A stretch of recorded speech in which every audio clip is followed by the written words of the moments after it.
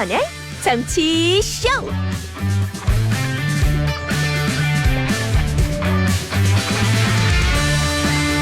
여러분 안녕하세요. 김태현의 정치쇼 김태현입니다. 총 길이 18km로 유럽에서 가장 긴 다리, 푸틴의 자존심으로 불리죠. 러시아가 2014년 점령한 크림반도와 러시아 본토를 잇는 유일한 통로인 크림대교가 무너졌습니다. 중앙일보, 푸틴의 자존심, 크림대교 폭발, 핵보복 뇌관 때릴까? 국민일보, 보급로 끊긴 푸틴, 핵보복 우려 고조. 막대한 운송이 가능해서 러시아의 우크라이나 침공 이후에 러시아군의 핵심 보급로 역할을 이 다리가 수행했다고 하는데요. 우크라이나는 이 다리를 공격 대상 1순위로 꼽기도 했고요. 또 이번 폭발은 시작일 뿐이다 이러면서 더 큰 개입 가능성을 내비치기도 했습니다. 당장 러시아 쪽에서는 보복을 입에 올리고 있는데 과연 뺨맞은 러시아가 앞으로 어떻게 대응할지 잠시 후 2부에서 김종대 전 의원, 일리아 교수와 꼼꼼하게 짚어보도록 하겠습니다. 오늘 저 첫 곡이 Separate Ways의 Journey 맞아요? 예. 네. 난 전이가 가수인 줄 알아. 전이가 가수인가? 아, 전이의 Separate Ways구나. 아, 죄송합니다. 야, 무식이 탄로 났다. 그런 것 같더라고. 근데 왠지 이 전이가 뒤에 써 있어가지고, 예. 전이의 Separate Ways인데요. 이 전이 팬들을 대단히 죄송합니다, 제가. 예. 예, 전이의 Separate Ways. 길이 갈라졌다 뭐 이런 거 아니겠어요? 저 우크라이나하고 러시아하고 뭐 갈라졌다, 다리도 끊어지고 뭐 이런 겁니다. 아, 러시아 본토하고 크림반도 다리가 끊어져가지고 사이가 갈라졌다 뭐 이런 거예요. 예. 권희은님. 정치쇼와 이틀째 퇴근 후 듣는 정치쇼는 하루 피로를 풀어줄 비타민입니다 하셨고요. 아유 감사드려요. 나수영님, 와 출산하기 전부터 듣다가 출산하고 나와서 이 시간에 걸으면서 들으니까 너무 좋네요 하셨어요. 야, 그래도 저 아드님인지 따님인지 모르겠는데 저 열 달 동안 잘 이제 지내시고 코로나 안 걸리셔서 다행인 것 같아요. 그렇게 안 걸리셨겠지? 그러니까 건강하게 출산하신 거니까. 6683님. 야, 이거 되게 재밌는 문자예요. 6684님. 사랑하는 시아빠 추천. 원래 사랑하는 시엄마라는 표현을 많이 가끔 있는데 사랑하는 시아빠 이거 흔하지 않습니다. 훌륭하신 며느리 분이네. 사랑하는 시아빠 추천으로 정치쇼 들은 지 이틀째. 오늘부터 청취율 조사 기간이라는데 잘 나왔으면 시아빠가 매일 잘 나왔으면 좋겠어요. 시아빠가 매일 라디오 들으시면서 화냈다가 웃다가 하시는데 강봉춘님 이름 한번 불러주세요. 막내 며느리가. 강봉춘님, 막내 며느리 6683님, 진짜 막내 며느리 잘 들으셨네. 사랑하는 시아빠를 요런 표현을 쓰는 며느리가 흔치가 않습니다. 예, 저희 이 6683님께서도 말씀해 주셨지만 내일부터 청취율 조사 기간이거든요. 개편한 지 일주일도 안 돼가지고 청취율 조사 기간을 맞이하는 이 왜 운명의 장난입니다, 이거. 잘 돼야 됩니다. 그러니까 수요일부터 02로 시작하는 전화 받으시면은 그러니까 일단 받으세요. 그래서 김태현의 정치쇼라고 한 3번 외쳐주시면 대단히 감사하겠다는 말씀을 드리면서 권혜연님, 나수영님 커피 쿠폰 드리고 6683님은 강봉중님 시아빠 한 장 드려야 되니까 제가 2장 챙겨드릴게요. 김태현의 정치쇼 참여 방법 휴대폰 문자는 샵1035 요거는 단문 50원 장문 100원이 들고요. 고릴라하고 유튜브는 무료입니다.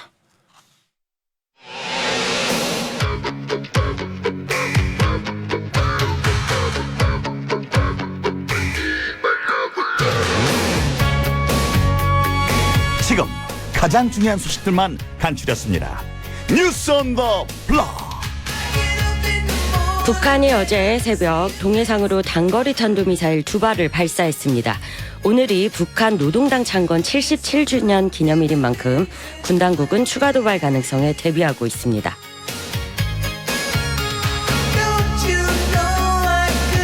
한미일 연합훈련을 극단적 친일 행위라고 했던 민주당 이재명 대표 발언이 며칠째 공방으로 이어지고 있습니다.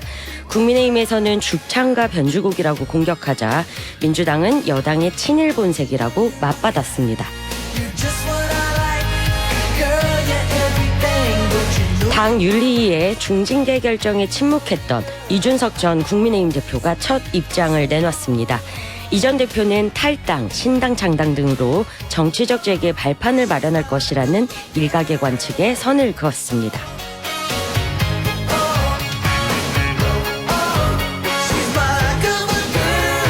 월요일 뉴스 언더블락은 서울신문의 손지은 기자와 함께합니다. 안녕하세요. 네, 안녕하세요. 자, 첫 번째 이슈는 저는 북한 이슈할 때마다 이런 생각이 들어요. 이게 어제 뉴스인가? 뭐 그제 뉴스인가? 뭐 이런 제가 착각에 빠질 정도로 매일매일 쏘는데 어제 새벽이죠. 하나 또 쐈어요. 이게 미사일이에요? 방사포예요? 뭐 하나 쐈다던데. 네, 탄도미사일이고요. 지난 보름 동안에만 7번째입니다. 그리고 이번에는 심야 시간이었고요. 네. 어제 새벽 1시 48분쯤부터 이 해군기지가 있는 강원도 문천 일대에서 동해상으로 단거리 미사일 2발을 발사했고 합참이 이를 포착했습니다. 자, 아까 말씀하신 대로요. 북한은 올해 들어서 어제까지 포함해서 탄도미사일은 23차례, 순항미사일 2차례, 모두 25번의 미사일을 발사했습니다. 그리고 이 가운데서요. 15번은 오전에 발사했고 오후와 저녁 시간대 발사는 각각 4번, 새벽 발사는 8월 17일 순항미사일이 원래 유일했는데 어제도 다시 이례적으로 새벽에 발사를 한 겁니다. 자, 그리고요. 쏘는 방법도요. 기동성이 있는 이동식 발사대를 이용해서 발사 장소도 계속 바꾸고 있습니다. 언제 어디서든 쏠 수 있다. 이런 능력을 과시하고 있는 것으로 보입니다. 그러니까 한미에서 아무리 니들이 감시하고 뭐 원점 타격, 원점 이런 거 해도 우리는 장소 바꿔가면서 시간 바꿔가면서 아무 때나 아무 데서나 쏠 수 있다. 요걸 보여주겠다는 거군요. 네, 그리고 비행거리도요. 300에서 800km대 이 단거리 탄도미사일도 있고 그리고 최근에 이 괌을 넘어가는 4,500km 중거리도 쏘고요. 네. 이 한국과 일본 여기에 주둔한 미군 기지 또 항모 훈련이 벌어지는 해역 심지어 미국령 괌까지 사정권 안에 두고 다 타격할 수 있다. 요걸 보여주는 겁니다. 근데 새벽에 쏘기 전에 그 전날 미사일 발사는 자위적 조치다 뭐 이렇게 발표했잖아요. 그리고 나서 또 쐈다 바로. 이건 또 뭘 의미하는 걸까요? 네, 그리고 이게 취약 시간대로 우리가 얘기하는 새벽에 쐈잖아요. 그렇죠. 이게 이제 한미 군 당국의 추적이나 감시 체계를 시험해 보려는 목적도 있다. 이렇게 평가가 나오고 있습니다. 그리고 최근에 우리 군이요. 이 현무투 발사에 실패를 했잖아요. 그렇죠. 이 심야를 선택한 것도 남한보다 미사일 운용 능력이 우리가 더 낫다. 이걸 보여주려는 것 아니냐. 이런 분석 나오고 있습니다. 나 갑자기 막 창피해지려고 그러는데. 예? 우리는 현무투 요거가 지금 밤에 거의 실전과 마찬가지인 상황에서 발사 실패했는데 북한은 새벽에 바로 쐈다. 예. 네, 이렇게 시간과 장소를 다양하게 선택해서 이 어디서든지 기습적으로 발사할 수 있다. 이 한미 대북 감시망을 허점을 뚫으려는 의도 이런 게 이제 녹록해 보입니다. 근데 오늘 10월 10일인데 이게 이제 북한의 노동당 창건일이잖아요. 77주년이라는 건가요, 오늘이? 최대 정치 그죠? 행사입니다. 그리고 김정은 북한 국무위원장이요. 어제까지는 한 달째 이 공개석상의 모습을 드러내지 않았었거든요. 이 관영 매체에 등장한 게 정권 수립 74주년이었던 지난달 9일. 이제 요 현장만 공개가 됐었고, 그래서 만약에 오늘 모습을 드러내지 않으면 좀 건강에 이상이 있는 것 아니냐. 요런 이제 분석이 나올 수 있어서 당국이 네. 주목하고 있었고요. 네. 그런데 이제 오늘 새벽에 조선중앙방송 보도로 김정은 위원장의 지시가 전해졌습니다. 지시만 전해줬다. 네, 일단 김정은 위원장이요. 북한군의 전술핵 운영 부대의 군사훈련을 지도했다라고 전했습니다. 방송은 이 우리 군대, 북한 군대입니다. 북한군의 해당 군사훈련은 미 해군 항공모함과 이지스 구축함, 이 연합군의 대규모 해상 전력이 조선반도 수역에서 위험한 군사 연습을 벌이고 있는 시기에 진행됐다라고 밝혔고요. 네. 이제 앞으로도 이런 훈련이라고 이야기하는 도발을 계속하겠다라는 뜻으로 읽히고요. 그리고 또 하나는 김정은 위원장이 대화의 필요성을 느끼지 못한다라고 했다고 합니다. 알겠습니다. 지난주 목요일에 윤석열 대통령하고 기시다 총리 통화했다는 얘기가 이제 보도가 됐잖아요. 근데 처음에는 이제 안보 문제만 언급된 걸로 보도가 됐는데 그것만 얘기한 건 아니라면서요? 네, 어제 용산 대통령실에서 추가 내용을 이제 공개를 했는데요. 윤 대통령이 한일 기업 간의 교류 활성화 교류를 더 이어가자 이런 필요성을 강조했다고 합니다. 이제 전임 문재인 정부 당시에 일본 정부가 이 한국 대법원의 강제징용 배상 판결에 대한 보복으로 수출을 이제 규제를 했잖아요. 네. 근데 요거를 세일즈 외교 차원에서 좀 접근해서 풀어보겠다라는 윤 대통령의 의지가 담겼다라는 게 대통령실의 설명입니다. 그렇지만 예. 이 일본의 수출 규제 완화를 최대 연한으로 설정한 것은 아니라고 하고요. 네. 왜냐하면 기시다 총리 측은 강제징용 배상입법에 이제 더 관심이 많기 때문에 그렇죠. 이제 좀 전체적으로 종합적으로 접근을 해야 된다. 이제 요런 기조고요. 자, 어제는요. 또 예. 국회 외교통일위원회가 주일 한국대사관에서 이제 주일 한국대사관을 대상으로 한 국정감사를 실시를 했습니다. 네. 그런데 여기서 민주당은 이 최근의 이 모든 흐름에 대해서 윤석열 정부가 대일 저자세 외교를 하는 것 아니냐 이런 지적을 했습니다. 그러니까 기시다 총리와의 뉴욕에서 있었던 정상회담도 네. 우리만 너무 뭐 흔쾌히 만났다라고 하더니 성과가 없지 않느냐 이제 이런 지적이 나왔고 이제 다만 여기에 대해서 윤덕민 네. 주일 대사는 그때의 만남 이후로 한일 관계가 풀리고 있다. 이제 이런 대답 내놨고요. 네. 민주당에서는 좀 속도 조절을 해야 되는 거 아니냐 이런 문제 제기가 있었습니다. 알겠습니다. 이 저 한일 간의 문제는 항상 또 정쟁의 대상이 되곤 하기도 하는데 요 한미일이 동해에서 연합훈련을 하는 거 가지고 민주당 이재명 대표가의 발언 요게 이제 좀 더 논란이 글쎄요 화제라고 그래야 되나 논란이라 해야 되나 이야기거리가 되고 있습니다. 좀 들어보고 오죠. 그런데 왜 하필 독도 근처에 와서 한미일 군사 합동 훈련을 하는 것입니까? 저는 이게 대일 굴욕 외교에 이은 극단적 친일 국방 아니냐라는 생각을 할 수밖에 없습니다. 이 발언이 나온 배경부터 좀 소개해 주세요. 네, 지난주 금요일 최고위원 회의였습니다. 이제 최근에 한미일이 이제 동해 근방에서 연합훈련을 하면서 북한의 도발에 대해서 굉장히 강한 강도의 이제 경고를 하고 있는데 이에 대해서 이재명 대표가 지적을 한 겁니다. 그리고 일본 자위대를 정식 군대로 인정하는 것으로 해석될 수 있다. 이런 지적도 했고요. 친일 국방이라는 이야기는 이제 처음 나온 이야기였는데 네. 굴욕 외교에 이은 극단적 친일 국방이 아니냐 이런 생각을 할 수밖에 없다라고 비판을 한 겁니다. 이제 여당이 가만히 있을 리가 없잖아요. 국민의힘 쪽에서 나오는 얘기는 야 한미일 군사협력 요거 합동훈련 이거 문재인 정부 때도 하던 건데라는 반응이에요. 네, 어제 하루 종일 이제 국민의힘에서는 고강도 비판이 쏟아졌습니다. 자, 일단 정진석 비대위원장은요. 죽창가의 변주곡이자 반미투쟁으로 가는 전주곡이다라고 했습니다. 이제 예전에 문재인 정부 시절에 민주당이 했던 네. 그 소부장 관련 이 이제 일종의 죽창가라고 했던 그 반일 운동을 다시 이제 끄집어낸 거고요. 네.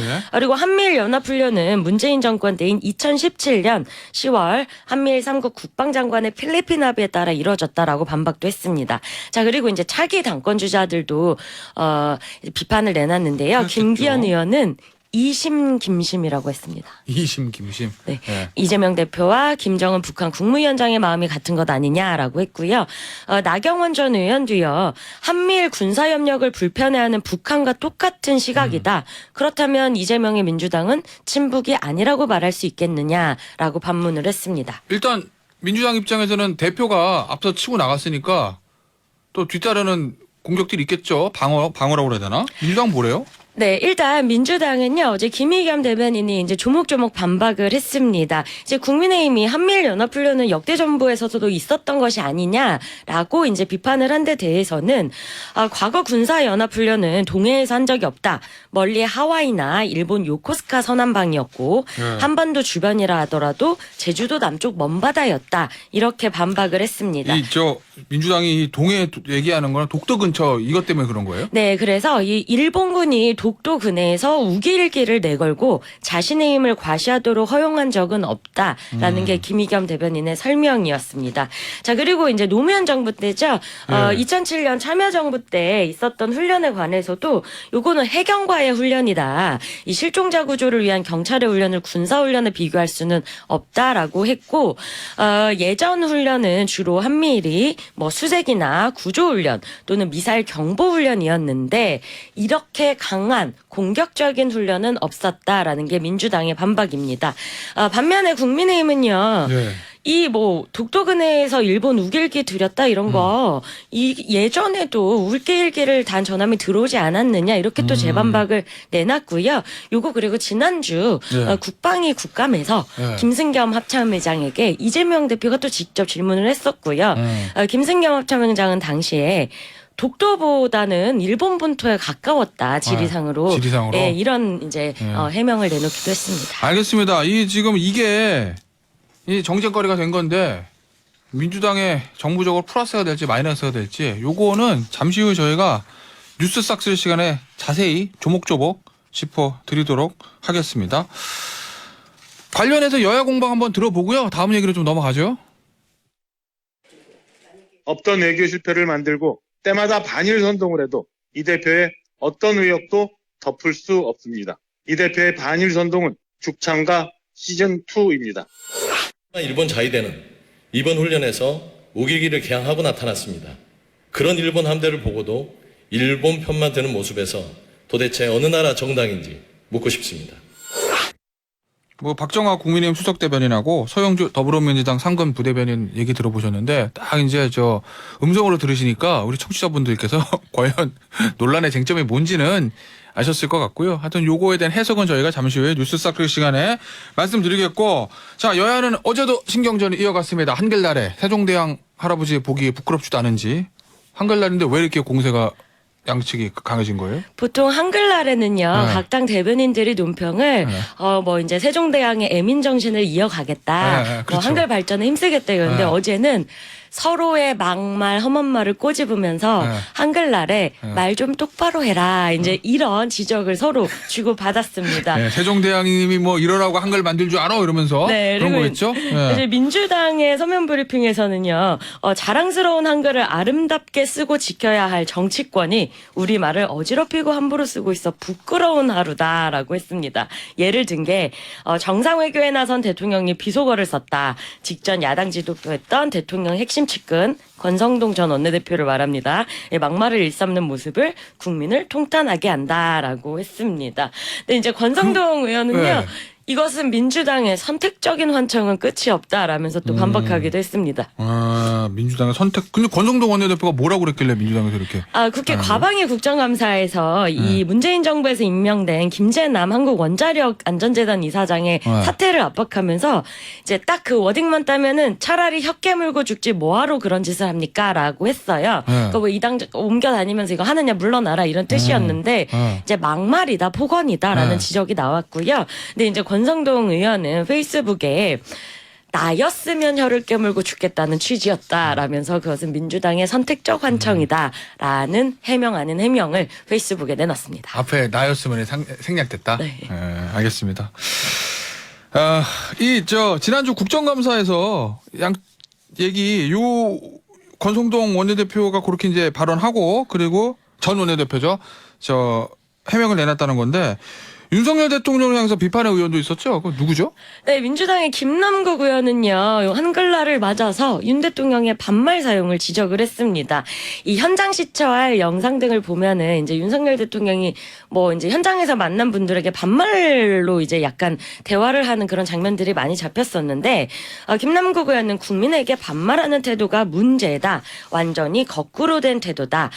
동네 큰형님 마냥 처음 보는 국민에게도 습관적으로 반말하는 것은 매우 부적절하다라고 지적을 했습니다. 알겠습니다. 자, 오늘 준비된 소식은 여기까지고 오늘 마지막으로 우리 손 기자가 뽑은 오늘의 한 컷 소개 좀 해주세요. 네, 오늘은요 3년 만에 이제 온전한 모습으로 돌아온 불꽃 축제 요 한 컷을 준비했습니다.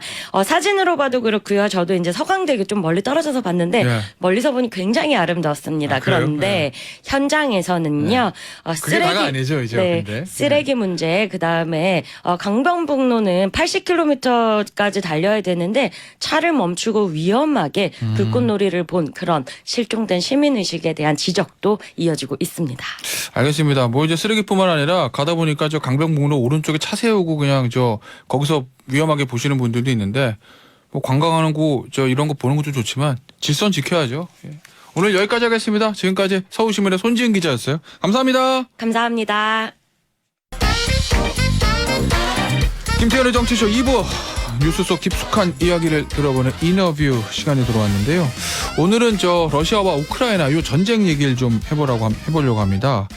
러시아가 애초에 개전 당시의 예상과는 다르게 지금 수세에 몰려 있고 우크라이나가 지금 뺏겼던 땅들을 계속 또 탈환하고 있지 않습니까? 거기다가 크림반도하고 러시아 본토를 잇는 유일한 교통수단이라고 하는 요 크림대교도 폭발이 난 이런 일이 벌어졌는데 과연 러시아에서 어떤 일이 일어나고 있는 건지 러시아 출신 방송인 일리아 벨라코프 수원대 교수와 함께 이야기 나눠보도록 하겠습니다. 교수님 안녕하세요. 네, 안녕하십니까. 교수님은 국적은 한국인이신데 그럼요. 출생지도 러시아 블라디보스톡이라고 하셨나요? 네, 맞습니다. 그리고 어머님 아버님 다 러시아 분이신 거잖아요. 네, 러시아가 조국이신 거잖아요. 모국이고. 그럼요. 네. 부모님도 지금 러시아에 살고 계시고. 블라디보스톡에 계세요. 네. 어떻습니까? 이 러시아의 우크라이나 침공에 대해서는 어떻게 보세요? 비판적으로 보고 계신가요? 아니면 내 모국이니까 그래도 전쟁은 이겨야지 뭐 이런. 아니요, 저는 되게 매우 비판적으로 보고 있습니다. 그건 왜 그러신 거예요? 전쟁을 잘못한 거니까요. 그 러시아가 우크라이나를 병합하려는 시도 자체, 그러니까 전쟁이 아니더라도 우크라이나를 병합하려는 시도 자체도 잘못된 거다. 그런 것도 있고, 네. 여러 가지가 방법과 수단도 틀린 거고, 네. 또 목적 자체도 틀린 거고, 여러 가지가 잘못된 정책들이 펼쳐지고 있죠. 네. 러시아하고 우크라이나는 사실 민족도 좀 다르고 역사적 배경도 좀 다른 나라잖아요. 네. 근데 푸틴은 왜 저렇게 우크라이나에 집착하는 거예요? 그건 한국 사람 입장에서 봤을 때는 그렇고요. 네. 러시아 사람들이 우크라이나 민족을 다른 민족이라고 보진 않아요. 원래 우리 땅이었다? 네. 그러니까 소련 때까지 우리 땅이었는데 저게 나중에 독립해서 나간 거니까. 그 이전에도 러시아 땅이라고 생각하고, 네. 그러니까 우크라이나가 자기 주권을 갖고 있는 국가로서의 형성된 지 얼마 안 됐어요. 그러니까 민족은 항상 있었는데 국가가 생긴 지 얼마 안 됐고, 네. 러시아 사람들은 대부분 우크라이나는 자기 나라라고 생각하고 있어요. 우리나라. 우리나라? 응. 그러면은 러시아에 살고 계시는 분들 입장에서 보면 푸틴이 우크라이나를 병합하려는 건 너무나 당연한 시도라고 생각하네요. 그렇죠. 그래서 탈환이라는 말을 쓰고 있어요. 탈환. 합병이 아니라 탈환. 그러니까 원래 있었던 나의 거를 내가 다시 돌려받는다. 네. 라는 그런 말을 엄청 많이 쓰고 있죠. 알겠습니다. 요 크림대교 폭발 얘기를 조금만 해볼 건데 네. 이 크림대교 현지 발음으로 크림대교가 푸틴의 자존심이다 뭐 이런 외신 표현이 있던데 그건 왜 그런 거죠? 2014년에 크림반도를 합병했을 때 이제 크림반도가 또 지리적으로 지도를 보시면 네. 우크라이나에 더 가까워요. 네, 러시아 본토랑 이제 그 해가 바다가 있어서 연결이 안 되었던 건데 그래서 푸틴이 직접 거기서 이제 다리를 지으라고 하고 또 짓고 난 다음에 그 개방식에 참석하고 있었어요. 그래서 되게 모든 사람들이 그 푸틴의 프로젝트, 푸틴의 다리, 그러니까 푸틴의 아들이라는 그런 명칭이 있긴 해요. 근데 이게 이제 푸틴 70세 생일 바로 다음 날 이 폭발된 거잖아요. 그렇죠, 네. 이거 푸틴한테는 엄청난 정치적 타격이 되는 거 아니에요? 정치적 타격이라기보다는 의미가 있는 타격이죠. 이건 우크라이나, 지금은 범죄자가 누구인지 아직은 밝혀지지 않는 상태지만, 뭐 거의 대부분 사람들은 이건 우크라이나와 관련이 있다라는 평가를 하고 있고, 또 실제로 이제 그 테러가 8일에 생겼지만 사실상은 7일에 생겼어야 하는 그런 평가도 있고, 딱 그 생일날에. 그래서 의미 있는 공격이죠. 그러니까 우리는 쉽게 항복하지 않는다라는 의미로 많이 쓰고 있죠. 이거는 첫 번째 의미고요. 그 상징적인 그런 의미. 두 번째 의미는 크림대교에서 철도가 있어요. 근데 크림반도에서 그 우크라이나의 땅을 공격할 수 있는 만약에 군대가 배치되고 있다면 그 철도를 이용해서 뭐 물류라든가 그 여러 가지 이제 뭐 식료품이라든가 이런 것들을 제공해야 되는데 지금은 그 라인이 끊겼어요. 그래서 그런 면에서 그러니까 군대적인 의미도 없진 않죠. 지금 한국에 보도되는 외신에 따르면 전황이 러시아한테 굉장히 불리하다. 애초에는 러시아가 금방 이길 줄 알았는데 뭐 이런 지금은 그렇지 않다. 오히려 우크라이나가 승기를 잡았다. 이런 보도들이 지금 이어지고 있거든요. 실제 러시아에서 보는 시각은 어떻습니까? 러시아에서는 그렇게 보진 않죠. 당연히. 그러니까 뭐 제3자 입장에서 봤을 때는 러시아가 지금은 뭐 진다고 얘기를 할 수 없지만 상당히 많은 어려움을 하고 있다는 당연히 그 분명한 사실이고요. 근데 러시아 내에서는 당연히 그런 얘기를 하고 있죠. 그러니까 애초부터 우크라이나의 침략에 대한 모든 게 거짓말이었기 때문에 지금도 거짓말을 또 풀려면 또 큰 거짓말을 해야 하기 때문에 거짓말을 하고 거짓말로 덮고 거짓말에 거짓말을 낳아요. 그게 지금 러시아 언론이에요. 거짓말에 러시아 언론들이 거짓말에 거짓말을 나와서. 그러니까 왜냐하면 지금은 만약에 우리가 친다고 인정되면 우리가 아예 애초부터 목적도 잘못 썼다고 인정을 해야 하고 또 우리가 처음에 들어갔을 때 우리가 얘기했던 게 다 거짓말이었다는 걸 인정해야 하고 그런 건 당연히 못 하고 있죠. 그러면은 러시아 내에서 푸틴의 위상이 흔들릴 가능성은 전혀 없습니까? 전혀 없습니다.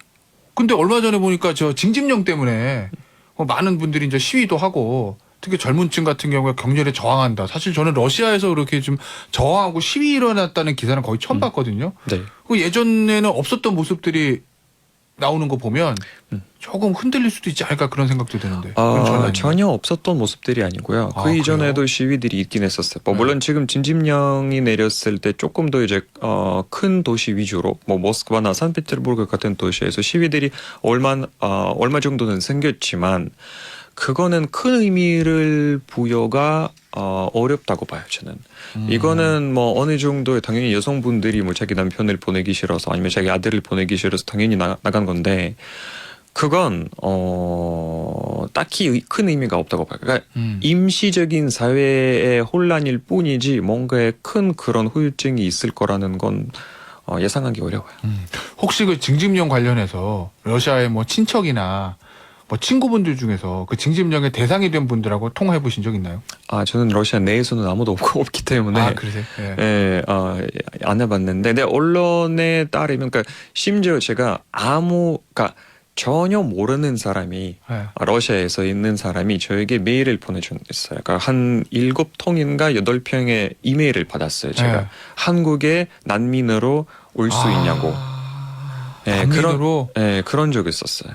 징집되긴 싫고. 그러니까 지금은 뭐 아마 뉴스를 다 보셨겠지만 폼스의 그 평가에 따르면 거의 70만 명이 지금 러시아 국경을 넘었고 거의 100만 명 넘게 이제 러시아를 떠난 그런 인프라가 어마어마한데 뭐 그전에 그나마 대부분 사람들이 가고 있는 나라들이 러시아의 여권으로 무비자로 들어갈 수 있는 나라들, 뭐 터키에, 뭐 조지아, 아르메니아 이런 나라들인데, 근데 뭐 대한민국도 60일 동안 무비자가 가능하기 때문에 대한민국으로 입국하고 있는 러시아 국적자들도 늘어났대요. 알겠습니다. 저 교수님 보시기에 그 좀 제가 너무 좀 어리석은 질문일 수도 있는데 이 전쟁의 끝은 어떻게 될 거라고 보시나요? 아직은 예측이 어렵습니다. 지금은 변수가 너무 많기 때문에 아직은 이거 지금 끝이 안 보이는 그런 시점이기 때문에 일단은 장기화할 거고요. 장기화할 거다? 뭐 내년에 내후년으로 넘어갈 거고 그 이후에는 어떻게 될지는 지켜봐야 돼. 그러니까 미국 반응에 너무 많이 달려 있어서 미국을 봐야 돼. 미국의 스탠스를 봐야 돼요. 미국이 전쟁에 우크라이나에 대한 무기 지원처럼 깊숙이 개입할 거냐 아니면 손을 뗄 거냐 요거군요. 네. 왜냐하면 푸틴도 지금 이 전쟁 자체를, 그러니까 푸틴 외교 자체를 게임이라고 생각하거든요. 푸틴은 그러니까 내가 그렇게 했는데 넌 어떠냐라는 식으로 이제 그럼 하고 있어요. 그럼 내가 이렇게 했는데 미국 반응을 보고 그렇게 하네? 그럼 내가 이렇게 하면 이런 식으로 하고 있기 때문에 계속 왔다 갔다 빙봉식으로 하고 있어요. 그러면 그 핵무기 사용 위협 같은 것도 푸틴이 한번 해보고 확전이 되면 그러니까 에스컬레이션이 되면 그럴 가능성은 높지는 않지만 배제할 수는 없어요. 그것도 푸틴은 던져보고 바이든의 반응을 보고 다시 역반응하고 이렇게 한다는 말씀이시군요. 그렇죠. 이 본인은 게임으로 생각하지 모르겠으나 본인의 그 판단 때문에 우크라이나 국민뿐만 아니라 전 세계 사람들이 많은 피해를 보고 있다는 거를 좀 푸틴이 알았으면 좋겠는데 모를 것 같습니다. 모를 겁니다.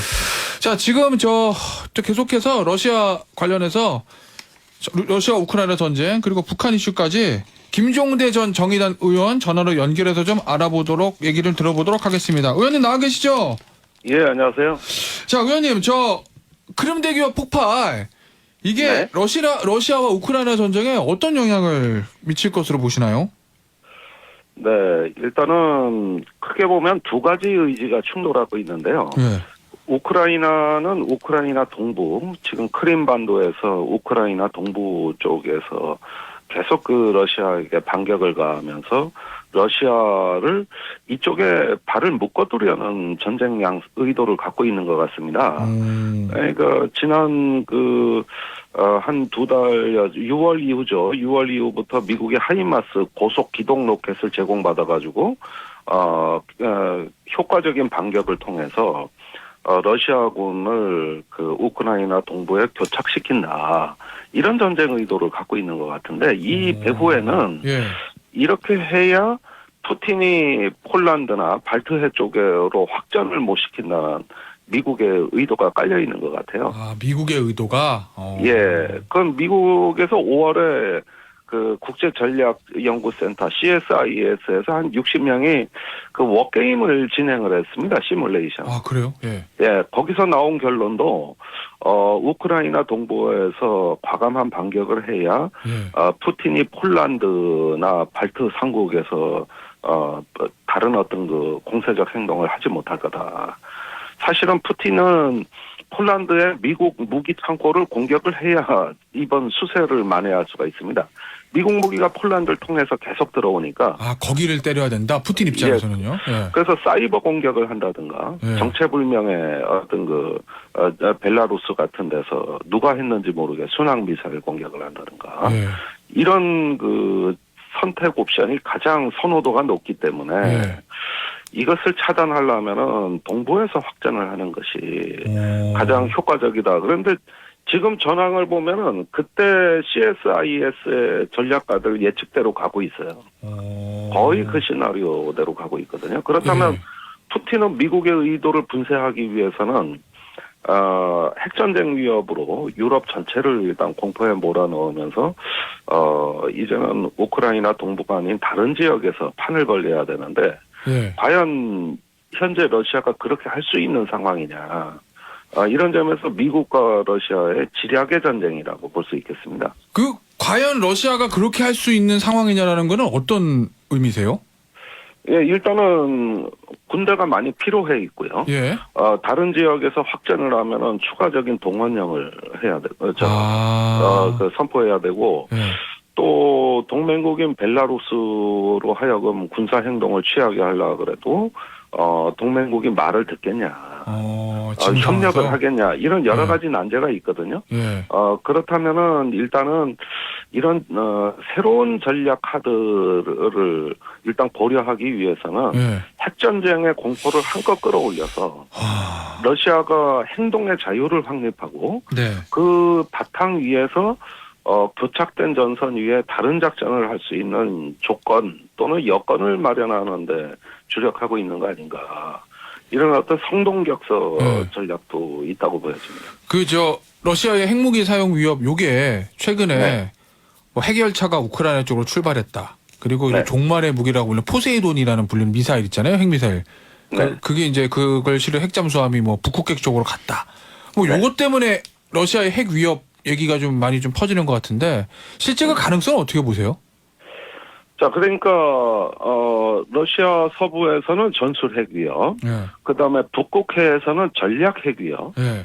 이렇게 서방에 갈 수 있는 핵 위협을 전부 구사함으로써 굉장히 공포 수준을 끌어높이는 거거든요. 예. 그러면 이 자체로 핵전쟁의 위협이 높다고 할 수는 없는 겁니다. 그거 자체는 예, 이렇게 함으로써 무언가 다른 군사적 행동을 하기 위한 하나의 어떤 기만 전술일 수도 있고요. 무언가 이 이야기는 핵전쟁을 바로 한다는 게 아니라 다른 군사적 행동. 아까 제가 폴란드를 순항 미사일로 공격하는 시나리오도 있다 그랬습니다만은, 발트해에서 가스관을 공격한다든지. 최근에 또 폭발됐잖아요. 그렇습니다. 그것도 신호탄이죠. 아니면은 누가 했는지 모르게 사이버 공격을 나토 국가에 감행한다든지 이런 식으로 무언가 준비된 다른 전략이 있을 거다. 그러지 핵전쟁으로 바로 가지는 않을 것 같아요. 거기에 러시아의 핵 위협 여기에 대해서 얼마 전에 바이든 대통령이 예전에 쿠바 미사일 위기로 최고의 위기다. 아마게돈이 올 수도 있다. 뭐 이런 얘기했다가 네. 저 미국 저 백악관에서 그거 아닌데 이렇게 주워 담고 막 이랬잖아요. 그럼 바이든 대통령 그 얘기는 뭐 어떤 의도가 있는 건가요? 아니면 뭐 말실수인가요? 아니 의도가 있다고 봅니다. 이게 처음도 아니고 이 바이든 대통령이 얘기하면 백악관이나 국무부에서 수습하는 게 벌써 몇 번째인지 이제 기억도 안 나거든요. 예. 네, 그리고 미국 내에서도 그 이번 전쟁의 목표가 러시아를 실패 국가로 만들기 위함이다 그랬다가 또 실패 요즘은 국가. 그냥 우크라이나의 실질 회복이다 이렇게도 얘기해가지고 굉장히 그 어떻게 보면은 국제 정치의 판에서는 의도를 노골적으로 드러내지 않음으로써 상대방을 더 혼란에 빠뜨릴 수도 있는 것이고 예. 이런 일들이 지금 대만 문제 같은 경우는 수시로 나타나고 있어요. 그런 점에서 러시아에 대해서도 상당한 정보 심리전이 진행되는 것 같다는 거죠. 알겠습니다. 자, 북한 얘기 조금 해볼 건데 네. 북한이 오늘 지금 속보 들어온 거 보니까요. 새벽에 미국이 김정은과 조건 없는 대화에 전념하겠다. 네. 뭐 이랬는데 김정은은 적들과 대화할 내용 없어. 최강 핵 대응 태세 유지. 뭐 요런 김정은의 얘기가 속보로 들어왔거든요. 그렇습니다. 예, 이거 좀 미국의 대화 전념하겠다는 반응에 제안에 대한 김정은의 이 반응은 어떻게 해석하고 계시나요? 예, 뭐 대화라는 건 물 건너간 지 오래됐고 그래요. 지금 어떻게 보면은 미국은 지금 한반도 상황을 안정시키는 게 최우선이거든요. 그러니까 어떤 틀에 박힌 어떤 외교적 레토릭이다 이렇게 보여지는데 이미 김정은 위원장은 그 여러 가지 전술 전략 무기를 자유자재로 구사할 수 있는 그 공격 준비 태세에 주력을 하고 있어요. 공격 준비 태세요? 그렇습니다. 그래서 25일부터 이제 그 전술 핵타격 부대, 또 포병 부대, 비행 부대 이런 데를 전투 준비 태세를 검열했고 그 결과 북한의 여러 미사일 발사와 비행 훈련이 있었다는 거 아닙니까? 예. 그렇게 보면은 외교적으로 나오는 말은 있지만은 당분간은 뭐 대화가 이루어질 가능성은 거의 없다고 보여지는데요. 그 의원님 보시기에 북한이 곧 7차 핵실험을 강행할 거다. 이렇게 보시나요? 아니면은 안 할 수도 있다는가요? 그러니까 이번에 그 단거리 미사일 발사의 목적이 전술 핵탄두의 적출, 운반, 발사, 그다음에 효과 이런 걸 종합적으로 확인하는 데 있다고 북한이 발표를 했단 말이죠. 네. 그렇다면은 전술 핵무기 시험이 필요한 거 아니겠어요? 그러니까 그 전술 핵탄두가 있긴 있는데 예. 아직까지 시험을 충분히 못 해봤으니까 그 신뢰성을 높이기 위해서는 이번에는 소형 전술 핵무기 시험을 해야 되는 거거든요. 그게 논리적이라는 것이죠. 그러면은 남아있는 게 적어도 10월 말이나 11월 초에 어떤 전술 핵무기 실험을 해서 이런 어떤 지금까지 보여준 미사일 능력의 신뢰성을 완성시켜야 되는 것이거든요. 알겠습니다. 자, 지금까지 김종대 전 의원이셨고요. 의원님, 다음에 저희가 스튜디오로 한번 모시겠습니다. 네, 한번 가겠습니다. 예, 오늘 나와주셔서 감사합니다. 네, 고맙습니다. 지금까지 정의당의 김종대 전 의원이셨고요. 일레 교수님, 정의당의 김종대 전 의원 말씀 좀 들어보셨을 건데 그 핵무기 사용 가능성에 대한 얘기들이 있었잖아요. 네. 실제로 지금 러시아에서는 거기에 대해서 보도하고 있는 게 있나요? 러시아 내부에서? 일단 러시아 언론 미디어 시장은 크게 두 갈래로 갈라져 있어요. 그러니까 정식적인 이제 정부 입장을 내주는 프로파간다 중앙 채널과 프로파간다. 야권 세력이 나오는 이제 독립 미디어가 있는데 핵에 대한 얘기가 둘 다 오가고 있어요, 당연히. 아, 그래요? 근데 이제 정식적인 채널에서 이제 그러니까 정부가 공개적으로 하는 채널에서는 되게 위험한 얘기 많이 오가고 있는 게 맞아요. 우리 쏠 수 있다. 뭐 그러니까 쓸 수 있다라기보다는 그런 얘기는 안 하고 있고 그보다 조금 더 무서워 들릴 수 있는 얘기는 사실상은 핵무기는 그렇게 생각보다 무섭지 않다. 써도 그게 피해가 없을 수도 있고 물론 그 톤이 얼마나 된지 이런 기술적인 면 때문에 조금 다를 수 있지만 그런 얘기가 오가고 있는 게 맞아요. 독립 언론 쪽에서는 독립언론에서는 당연히 지금 뭐 한국 언론이라든가 미국 언론이랑 똑같은 스탠스 당연히 안 되는 거고 만약에 되면 뭐 어떻게 될 거고 여러 시나리오를 제기하면서 논의하는 것도 있어요.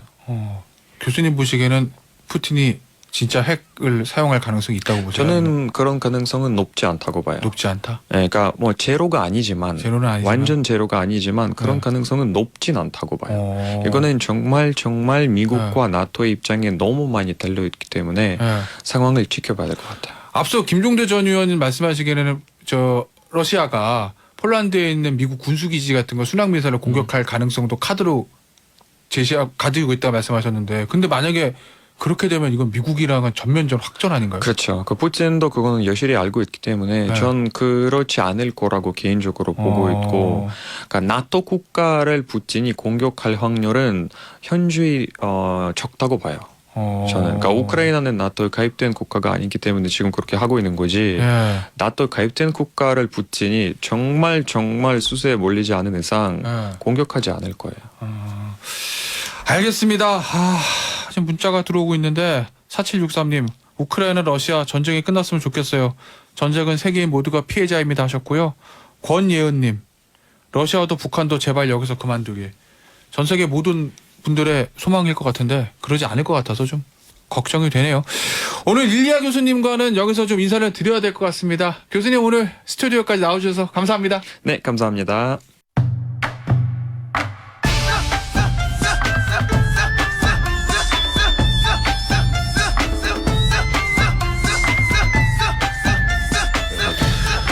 주말에 있었던 핵심 뉴스를 싹싹싹 끌어서 탈탈탈 털어내는 월요일 코너 뉴스 싹쓸이 시간이 돌아왔고요. 세 분 모셨습니다. 목돈연구소의 정철진 소장, 중앙일보의 박현주 기자, 그리고 오늘의 스페셜 게스트 시사저널의 김종일 국회반장 모셨습니다. 안녕하세요. 안녕하세요. 안녕하십니까. 이영희님, 휴일에도 열일하시는 분도 최고입니다 하셨는데 이게 시사 프로가 휴일이 없습니다. 대신 좋은 게 하나 있어요. 음악 프로는 주말에도 생방하는데 하는 경우는 있는데 저희는 주말 안 합니다. 생방. 왜냐면 별 뉴스가 없으니까. 근데 요즘 같아서는 뭐 토요일 해도 될 것 하는 게 워낙 주말에 막 뭐가 터지는 것들이 많아가지고 그죠? 예, 그런 생각도 드는데 제가 갑자기 이 얘기하니까 밖에서 제작진들이 깜짝 놀랐는데 뭐 주말에도 하자고 막 이러면서 주말에 하면 힘들죠. 주말에 좀 쉬어야 됩니다. 오늘 저 첫 번째 소식은 요거 북한 얘기인데 박 기자. 네.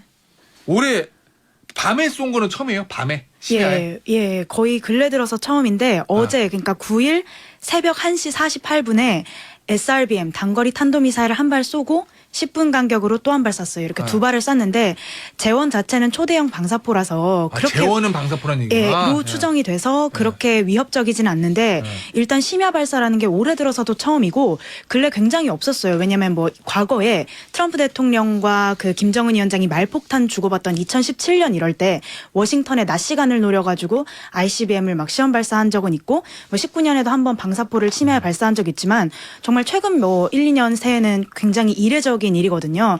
그러니까 지난 보름간 7차례 단거리 탄도미사일을 다양한 장소에서 다양한 시간대에 쏘면서 우리가 이만큼 자유자재로 언제 어디서든 할 수 있다. 꼭 시험 발사장이 아니라 그냥 일반 지형에서도 할 수 있다. 이런 거를 굉장히 강조하는 걸로 보이고 또 하나는 우리 그 군 낙탄 사고 있었잖아요. 현무2 미사일에 원래 그 북한의 IRBM 중거리 탄도미사일 도발에 대응해서 우리가 에이테킴스 4발 쏘고 현무 1발 쐈는데 이 현무 1발은 비정상 비행하다가 이제 민가에서 700m 떨어진 군부대 내 골프장에 떨어졌단 말이에요.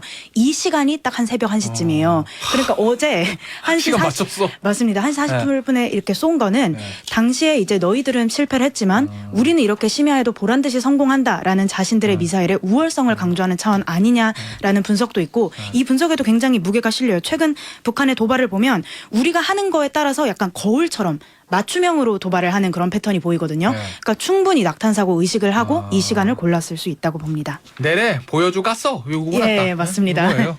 자, 근데 오늘이 노동당 창건일이면은 북한 입장에서는 최고의 행사인 날이잖아요. 예전 같은 맞아요. 열병식도 하고 뭐 이런 날인데 예. 오늘 북한의 움직임이나 동향은 어떻게 전망하세요? 열병식 한답니까? 그래서 오늘이 그 10월 10일 쌍십절, 네. 북한은 또 당국가니까 노동당 창건인이라 굉장히 중요한 날인데 열병식 준비 동향은 보이지가 않아요. 그 북한 같은 경우에는 이렇게 5년, 10년으로 꺾어지는 주기에 보통 크게 행사를 열거든요. 그러니까 2020년에 열병식 열었고 네. 지난해에는 그냥 우리로 치면 방산엑스포 같은 국방발전 박람회 열었고 네. 올해는 이제 동향은 보이지가 않는데 열병식 준비 동향은 원래 북한이 이제 오늘 있었던 일 내일 보도하곤 하니까 쌍십절 10월 10일 노동당 창건일 맞아서 한 것이 내일 보도가 될 텐데 근데 이미 나올 만한 메시지는 다 나온 게 오늘 새벽 6시부터 계속 속보 쏟아졌거든요. 네. 왜냐하면 지난 보름간 7차례 했던 북한의 그 미사일 발사를 김정은 위원장이 직접 참관을 하고 우리가 지금 막 계속 언론에 보도됐던 IRBM 이런 거 쏘아 올리는 거 보는 김정은 위원장의 뒷모습, 군인들 격려하는 모습 이런 게 오늘 노동신문에 대거 다 실렸어요. 오늘요? 예, 그동안 뭐 김정은 모습 안 보인다 막 이런 보도도 있었는데. 예, 30일 가까이 이제 계속 자맹을 이어가다가 오늘 딱 보도가 나온 건데 그러니까 쉽게 얘기하면 오늘 30일 동안 라이브로 안 나오다가 맞습니다. 과거 30일 한 번에 저 기사 내보내는 맞아요. 거구나. 예, 그 지난달에 이제 구구절 그 정권 수립 기념일 구구절이 있었는데 구구절부터 오늘 상십절까지 계속 자맹하다가 나왔는데 발언 자체가 예, 좀 굉장히 위협적이에요. 일단 지난달 25일부터 지난 9일까지 이 보름 동안 계속 소나기 도발이 있었잖아요. 이 도발 당시에 인민군 전술핵 운용부대 이 핵 운용부대를 자기가 이렇게 훈련을 참관했다는 이야기를 하는 거 굉장히 이례적이거든요. 랑 뭐 전술핵 운용부대, 장거리 포병부대, 공군 비행대 훈련에 이제 김정은 위원장이 직접 참관을 했다고 밝히면서 이제 우리는 핵 전투무력과 전쟁 억제력이 완전히 준비된 상태다. 예, 완전히 작전 반응 능력과 핵 정황 대응 태세가 고도로 견제하고 있다 이렇게 이야기를 하면서 우리는 적들 과 대화할 필요도 없다라고 했는데 이게 작년이랑 비교해보면 굉장히 달라진 게 작년 쌍십절에는 우리의 적은 미국도 남한도 아니다. 전쟁 그 자체다라고 김정은 위원장 본인 입으로 이야기를 했어요. 그래서 일부 약간 진보적 성향의 전문가분들은 이게 김정은식 평화선언이다. 우리가 적이 아니라고 한다까지도 했는데 불과 1년 뒤 쌍십절, 그러니까 그 쌍십절, 그러니까에 나온 이 보도에서는 우리는 적들과 대화할 필요도 없고 우리의 뭐 핵무력은 완전히 완성된 상태다. 이런 식으로 이야기를 하는 겁니다. 그래서 아무래도 핵전쟁 위험성은 굉장히 높아지는 것 같고요. 어떻게 보면 조금 푸틴 따라한다는 느낌도 들어요. 그러니까 푸틴이 우크라이나 전쟁 이제 우크라이나 침공을 시작을 하면서 핵무력 경계 태세를 강화하겠다고 하면서 그 이후로 계속 워딩이 핵 마치 할 수 있을 것처럼 호주머니에 핵카드를 넣어놓고서 이제 만지작거리는 그런 모양새를 보였는데 지금 김정은 위원장 하는 거 보면 지난달 초에 아예 핵무력을 법제화시켜서 우리 선제 타격할 수 있다는 것을 자신들의 법에 박은 다음에 계속 관련해서 워딩을 그 수위를 높여가는 거거든요. 그래서 이게 좀 저는 심상치 않은데 과연 핵실험까지 이어질지는 좀 지켜봐야 할 것 같기는 합니다. 어떻게 보세요? 핵실험 할 것 같아요? 그래서 방금 그 김종대 전 의원님 나와서 이제 아무래도 그 기술적인 수요가 있으니까 이렇게 전술핵 운용부대를 아예 가동을 시켰다는 건 핵실험까지 가겠다는 뜻이라고 이야기를 해주셨는데 저는 그것도 분명히 일리가 있다고 생각을 하고 또 다른 의견을 한번 소개시켜 드리자면 북한이 지금까지 6차례 핵실험을 했잖아요. 그런데 뭐 다른 이제 뭐 파키스탄 같은 경우에는 아예 뭐 국제사회가 인정하는 핵 보유국은 아니지만 어쨌든 핵을 사실상 보유하고 있다고 하는데 98년에 이틀에 핵실험 6번 하고 그냥 끝내버렸거든요. 그러니까 한 6번의 핵실험을 했다고 치면 북한이 필요한 데이터는 웬만한 게 다 축적이 돼 있다는 전문가 분석도 굉장히 많아요. 그래서 북한이 7차 핵실험을 한다면 이건 기술적 이유보다는 그냥 정치적 협상력 제고 차원이 아닐까라는 분석이 있는데 만약에 그렇다면 지금처럼 그냥 핵카드를 쥐고 올해 지나도 내년이고 계속 이렇게 쥐고 언제 할지 이렇게 타이밍을 재면서 계속 자기들의 그런 몸값을 높여가는 게 더 나은 거죠. 그래서 저는 굳이 요새는 올해 뭐 한다면 김정은 마음이지만 올해 그냥 넘길 수도 있다라는 의견도 비등해요. 아니 왜 우리 저 정치권 그런 얘기 하잖아요. 칼은 칼집이 있어야 무섭지 빼고 나면 아무것도 아니다. 예, 그래서 근데 북한이 지금 보면은 6차까지 했죠. 그러면은 파키스탄 예로 보면은 데이터는 다 확보했다는 거잖아요. 예, 물론 뭐 핵탄두를 소형하고 뭐 그런 건 경량화하고 있겠지만. 그런 이렇게 이유를 붙이자면 충분히 핵실험에서 얻을 수 있겠지만 굳이 하지 않을 거라는 이야기도 있고 핵실험 외에도 중대 도발의 형태는 굉장히 많거든요. ICBM 같은 경우에도 2017년은 계속 고각 발사를 했어요. 그러니까 사거리는 멀지가 않잖아요. 위로 높이 쏘아 올리니까. 근데 이거를 정상 각도를 좀만 낮춰서 한다면 이게 정말 태평양 이번에 IRBM 태평양까지 날아갔는데 그것보다 더 센 ICBM 날린다. 이런 것도 가능하고 잠수함 발사 탄도미사일도 충분히 가능하고 여러 형태의 중대 도발은 많아요. 근데 이제 예. 그게 7차 핵실험도 그렇고 정상 각도로 발사하는 ICBM도 그렇고 예. SLBM도 그렇고 이게 이제 미국 입장에서 보면은 레드라인이잖아요. 맞습니다. 예. 거기 넘어오면 이제 예를 들어서 뭐 ICBM은 고각 발사나 정상 발사해가지고 저기 태평양 어디 떨어졌어. 예, 맞습니다. 조금만 더 뭐 캘리포니아 간다는. 네, 이거 네. 미국 입장에서는 레드라인이잖아요. 예, 맞습니다. 사실 이렇게 로널드 레이건 호라는 이런 미국의 초대형 핵 항모가 들어왔을 때 북한이 이런 식으로 도발을 하는 것도 미국 입장에선 굉장히 불편할 수 있거든요. 근데 중간 선거 앞두고 중대 도발을 한다면 굉장히 좀 미국 입장에서도 불편한 상황인 건데 그럼에도 불구하고 국제정세 전문가분들은 미국의 신경이 지금 우크라이나에 가 있지. 북한이 아무리 중대 도발을 한다 그래도 여기로는 시선이 쏠리지 않는데 그거라는 북한이 지금 이 핵카드를 쓸까라는 회의론도 있습니다. 알겠습니다. 자, 요 얘기는 좀 앞으로도 계속 할 것 같으니까 또 쏠 것 같아요, 느낌에. 예, 그러니까 맞습니다. 또 얘기 나오면 하기로 하고 정치권 소식 보겠습니다. 이 와중에 김종일 반장. 네. 한국, 미국, 일본이 합동훈련 했잖아요. 네. 독도 인근 네. 공해상에서 했다고 하잖아요. 네, 북한 미사일 네. 탐지. 예. 그런데 죽창가 시즌 2라고 국민의힘에서는 얘기하고 네. 민주당에서는 친일 국방이라고 얘기하는 네. 이재명 대표의 발언이 나왔어요. 네. 요거 소개 좀 해주시죠. 네, 일단 주요 인물들의 주요 메시지부터 좀 분명하게 주요 인물들의 주요 메시지. 분명하게 정리하고 가면 좋겠는데 이재명 대표가 10월 7일 당 최고위에서 처음 친일 국방이라는 메시지를 던졌는데 이 대표 핵심 메시지는 크게 두 가지입니다. 한미일 합동 군사 훈련이 일본의 자위대를 군대로 공식 인정하고 일본의 군사 대국화, 보통 국화화로 가는 징검다리가 될 수 있다라는 주장이거든요. 그러니까 지금 자위대가 일본 헌법상 교정권을 가진 공식 군대가 아닌데 우리가 합동 군사 훈련을 같이 해버리면 자위대를 공식 군대로 인정한다는 논리를 이제 이재명 대표가 펴고 있는 거고 또 두 번째 메시지는 합동 군사 훈련을 해도 왜 이걸 독도 인근에서 하냐라는 이제 주장인 거거든요. 그래서 이제 이재명 대표는 3담 논법처럼 이게 대한민국의 군사안보를 지키는 게 아니라 일본의 군사이익을 지켜주는 행위다. 그야말로 극단적 친일 행위고 대일 굴욕 외교에 이은 극단적 친일 국방 아니냐라고 주장을 했더니 당장 이제 국민의힘에서 이걸 딱 채가지고 역공에 나섰어요. 역공을 누가 나섰냐? 정진석 비대위원장이 나섰는데 당대표도 당대표구나. 네, 방금 말씀하신 것처럼 죽창가랑 반미 투쟁으로 맞받았는데 정진석 비대위원장이 친일 국방은 죽창가의 변주곡이자 반미 투쟁으로 가는 전주곡이라고 했어요. 이게 무슨 말이냐면 정진석 비대위원장은 이 대표의 친일 국방 논리가 엉성하다. 이 대표 논리대로라면 친일 국방 기획자는 문재인 전 대통령이다라고 주장을 해요. 이게 무슨 말이냐면 한미일 군사훈련이 문재인 정부 때인 2017년 10월 3국의 국방장관 합의에 따라 이루어졌고 또 이 훈련이 독도에서 150km 떨어진 동해안 공해상에서 벌어지고 있다라고 반박을 해요. 근데 대만에서 부산에서 대마도까지의 거리가 49.5km밖에 안 된다는 거예요.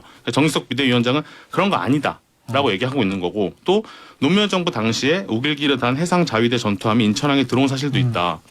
이재명 대표 당신 말대로 하면은 대체 문재인 정부, 그러니까 기존의 민주당 정부는 뭘 한 거냐라고 얘기를 하고 있는 거죠. 자, 이게 이재명 대표가 꺼낸 거잖아요. 네. 친일 국방이란 좀 굉장히 좀 자극적인 단어를 꺼낸 건데. 그렇죠, 이거 그렇죠. 왜 이런 단어를 지금 이 타이밍에서 썼다고 보세요?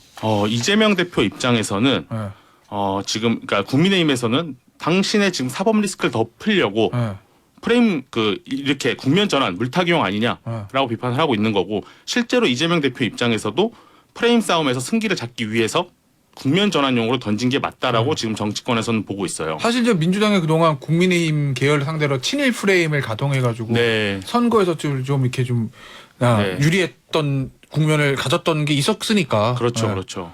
그런 걸 노린 거다. 네, 그런데 이제 민주당 입장에서는 우리는 수비 대신 공격을 할 거다. 지금이 국감 시즌이잖아요. 그런데 왜 우리는 최근까지 윤석열 대통령의 지지율을 끌어내리고 국민의힘 지지율이 추락한 이유는 우리가 영국, 미국에서 윤석열 대통령의 외교 논란이 있었잖아요. 비속어 논란이 있었고, 그러니까 민주당 워딩으로는 외교 참사가 있었고, 또 비서관 논란이 있었고 그다음에 낙탄 사고로 인한 안보 무능이 있었잖아요. 근데 이게 문재인 대통령의 그 감사원이 문재인 대통령한테 서면 조사를 통보를 하면서 갑자기 국면이 확 전환됐어요. 우리 언론도 이거를 예전에는 그 외교 참사 비서관 논란에다가 모든 자원을 쏟아붓다가 갑자기 감사원 문재인 대통령이 딱 소환되니까 이걸 반반 나눠야 됐거든요. 이재명 대표랑 민주당 입장에서는 이게 불리해. 다시 이쪽으로 갔으면 좋겠어.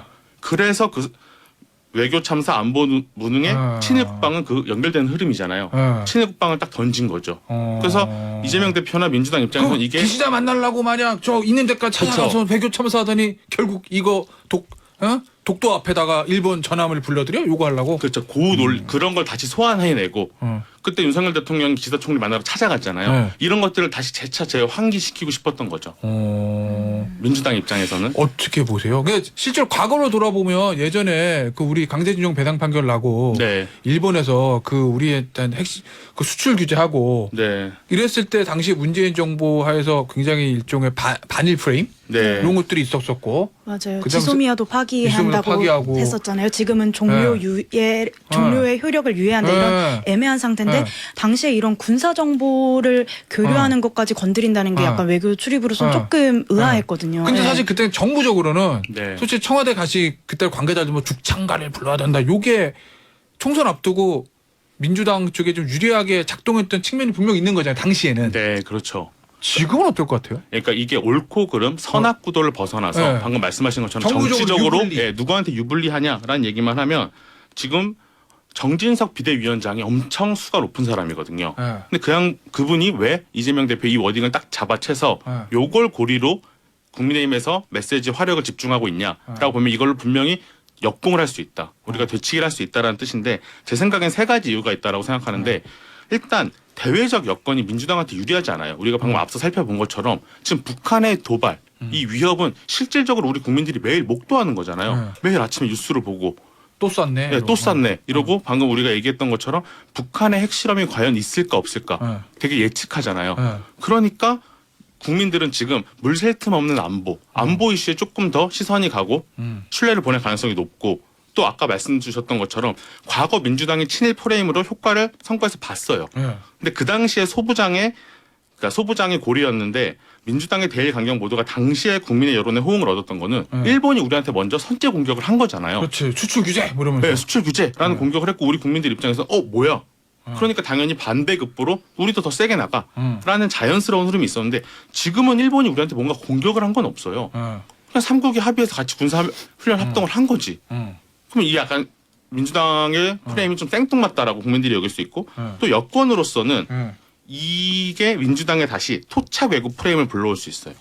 민주당이 한동안 그 이런 친일적 발언을 하는 그 여권 의원들한테 토착 외구라는 발언을 했었잖아요. 근데 이게 민주당의 강성 지지층들한테는 소구력이 있을 수 있지만 중도 무당층한테는 과도한 프레임이다. 너무 강경한 프레임이다. 저들은 적이 아니다. 우리는 같이 해야 돼. 경쟁자지. 적으로 상정하면 어떠한 협상도 할 수 없어. 그럼 정치가 소멸되는 거야. 라는 인식이 강한데 그런 거에 대한 피로도도 불러낼 수 있거든요. 여권 입장에서는. 그래서 정진석 비대위원장이랑 국민의힘이 이거에 지금 대대적인 화력을 집중하면서 이재명 대표랑 민주당 공격하고 있다. 라고 보는 게 맞는 것 같습니다. 그럼 정부적으로는 옳고 그름 떠나서 유불리로서는 민주당한테 좀 불리가 작용할 거다. 네. 정치권 저희 이제 국회 반장들이나 전문가들은 좀 그렇게 보는 게 강하고 가령 만약에 이재명 대표가 낙탄 사고를 조금 더 메시지를 부각시켰으면 차라리 그게 나았다. 가령 지금 우리가 얘기하는 것처럼 이건 지금 감론을박이 있잖아요. 근데 낙탄 사고는 이거는 절대 일어나면 안 되는 일인 거잖아요. 그리고 더 잘 아시겠지만 킬체인의 핵심이에요. 저쪽이 쏘면 우리가 쏴야 되는데. 저는 미사일 사고는 날 수는 있지만 이것을 제때 공개하지 않아서 주민 불안감 고조시킨 게 조금 문제였다고 생각을 하긴 하는데 말씀하신 대로 공격 포인트는 될 수 있죠. 네. 여러 가지 면에서 낙탄 사고는 되게 큰 문제였는데 그건 쓱 넘어가고 약간 아쉬운 측면이 있다. 알겠습니다. 요 얘기를 여기서 마무리하고 반도체 얘기 하다가 4부에서 계속 하죠. 네. 정 소장. 근데 이제 경제 얘기 좀 해보죠. 그러니까 경제 얘기를 자연스럽게 넘어가려면요. 지금 이재명 대표가 할 프레임은 친일 프레임이 아니라 경제 프레임입니다. 지금 왜 경제라는 블루오션을 윤석열 대통령도 그렇고 이재명 대표도 놔두는지 모르겠어요. 공공연하게 이런 투자 카페 가보면 공매도 금지할 사람 이재명 대표밖에 없다. 이런 의견을 나오거든요. 그러니까 이재명 대표 자기가 할 큰 이점이 있는데 왜 지금 친일 국방으로 갔는지를 잘 모르겠어요. 여기를 가야 되는데 경제를. 알겠습니다. 네. 잠시 쉬었다가 사부에서 저 경제 얘기 좀 해보죠.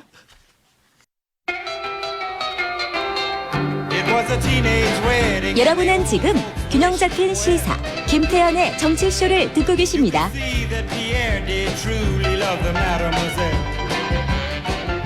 자, 경제 얘기 좀 해보죠. 네. 정 소장, 내가 지금 일주일 동안 네. 진짜 궁금했던 거 있어요. 네. 미국, 중국 반도체 싸우면 누가 이겨요? 나 진짜 질문 진짜 초등학교 학생 같아. 싸우면 누가 이겨? 5년 전만 해도 미국이 이기는데요. 지금은 솔직히 모르겠습니다. 그래요? 왜냐하면 지금 중국만 있는 게 아니거든요. 중러 팀이 있는 거고. 거기 러시아가 뭐 반도체 만들 수 있나? 반도체는 아니지만 우회적으로 도와주죠. 조금 이따 설명한 원유 원자재 같은 것도 있고요. 여기에 사우디까지 가서 했기 때문에 미국 팀이 지금 반도체 이야기를 하지만은 근본적으로 5년 전에 미국과는 완전히 달라요. 뭐 그거는 하고 또 유럽, 일본도 요번에는 잘 못 도와주고 있고요.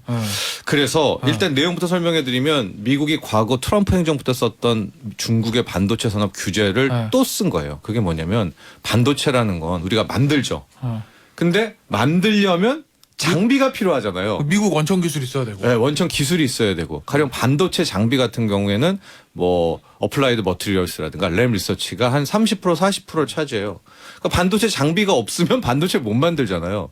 근데 그게 미국 거잖아요. 그래서 이번에 나오는 것은 미국의 기술이 들어간 것에 한해서는 뭐 몇 가지 있습니다.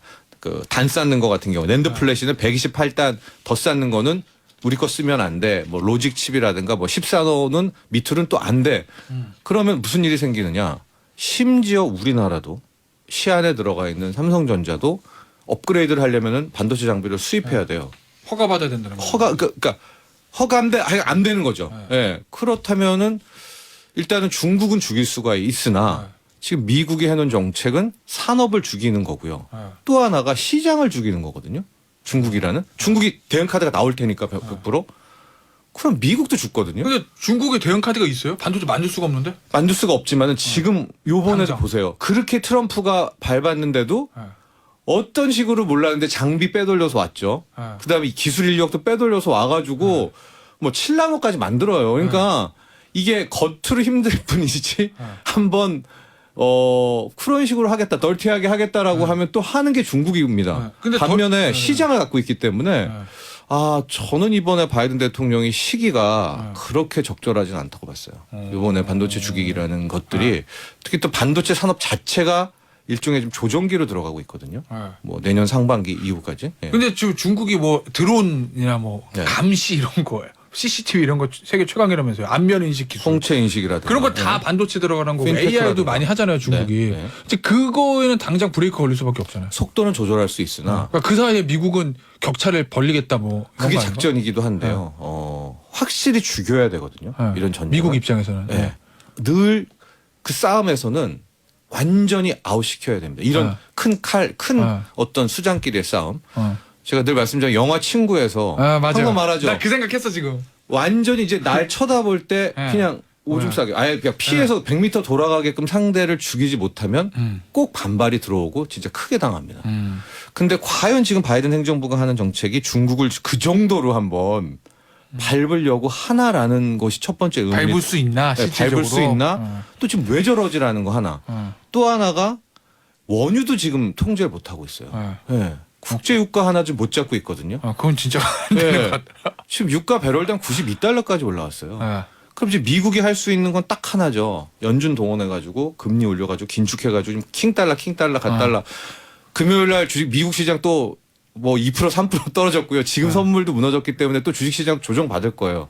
근데 이런 행태를 통해 가지고 경제 다 죽이고 달러 하나 살아남아 가지고 그거 가지고 줍줍하고 이 패턴을 또 쓴다?